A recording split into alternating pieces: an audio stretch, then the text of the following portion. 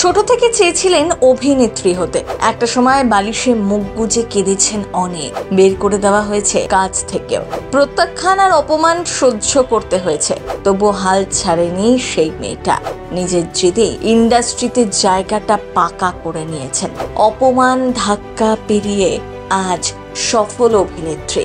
টলিপাড়ার অত্যন্ত পরিচিত মুখ। জানেন, অন্বেষা থেকে আনন্দী হয়ে ওঠার গল্পটা ঠিক কতটা কঠিন ছিল, কিভাবে অভিনয় জগতে এলেন অন্বেষা হাজরা।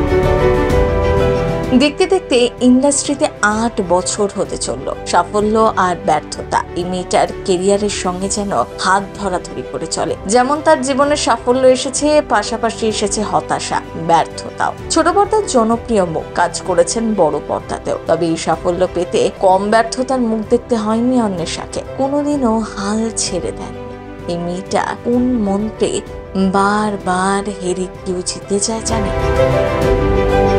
আসলে মেয়েটা লড়তে জানে, হাজারো মন খারাপে উঠে দাঁড়াতে জানে, কখনো অন্যায়ের সঙ্গে আপোষ করে না। আর এই অদম্য জেদি সাফল্যের চূড়ায় পৌঁছে দিয়েছে অন্বেষাকে। জানেন, আজকের এই সাফল্যের জন্য একটা সময় অনেক কিছু সহ্য করতে হয়েছে তাকে। অন্বেষা হাজরা বর্ধমানের মেমারির মেয়ে, খুব ভালো নাচ করেন, বই পড়তেও ভালোবাসেন। তবে অভিনেত্রী হওয়ার শখ ছিল ছোট থেকে। পরিবার থেকে কোনোদিনও বাধা আসেনি। মেয়ে যা করতে চেয়েছে বাবা তাকেই সমর্থন করেছেন। অন্বেষার দাদুও ইন্ডাস্ট্রিতে যুক্ত ছিলেন একটা সময়, তবে কোনো সোর্সে নয়। রীতিমতো অভিনয়টা শিখে নিজের কেরিয়ার করতে চেয়েছিলেন এই মেয়েটা। পড়াশোনা করতে কলকাতা এসেছিলেন যোগমায়া দেবী কলেজে। সেখান থেকে সাইকোলজিতে অনার্স। কলেজে পড়তে পড়তে অন্বেষা একটি অভিনয় প্রশিক্ষণ কেন্দ্রে ভর্তি হন। 2017 সালে কালার্স বাংলায় কাজল লতা ধারাবাহিকে প্রথম ডেবিউ। তারপর একের পর এক ধারাবাহিকে কাজ, বড় পর্দাতেও কাজ করেছেন অন্বেষা। এখন সকলেই চেনেন এই অভিনেত্রীকে, দর্শকরা ভালোবাসেন। তবে এই জার্নিটা মোটেও সহজ ছিল না। অনেক রিজেকশন সহ্য করতে হয়েছে অন্বেষাকে। কখনো নায়িকা হয়ে বাদ পড়তে হয়েছে ধারাবাহিক থেকে, কখনো কাজ শুরু করার পরে বাদ পড়েছে, কখনো কোনো চরিত্র থেকে একেবারে শেষ মুহূর্তে তাকে ছেটে ফেলা হয়েছে।